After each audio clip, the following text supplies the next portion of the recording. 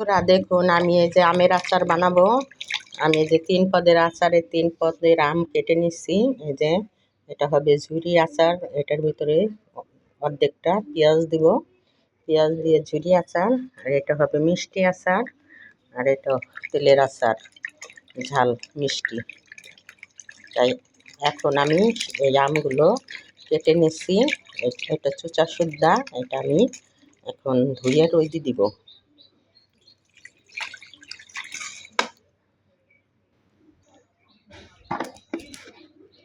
এখন আমি হলুদ মাখিয়ে এই আমটা আমি এখন রোদে দিব।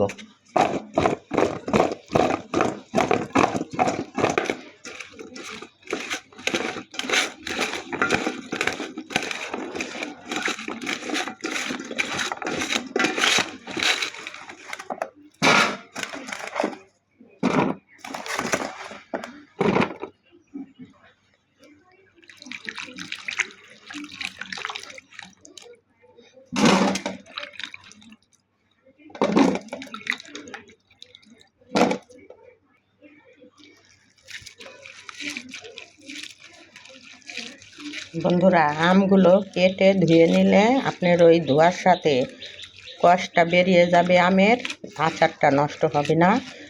বছরের পর বছর থাকলেও কিন্তু পানি থাকবে না। পানিটা আবার রোদ দিয়ে শুকায়ে নিতে হবে। আবার আচার যখন বানাবো আগুনের তাপে ওই পানিগুলো থাকবে না, আচারটা খুব ভালো হবে। দেখেন আমি কীভাবে বানাই, আপনারা এইভাবে আচার বানাবেন।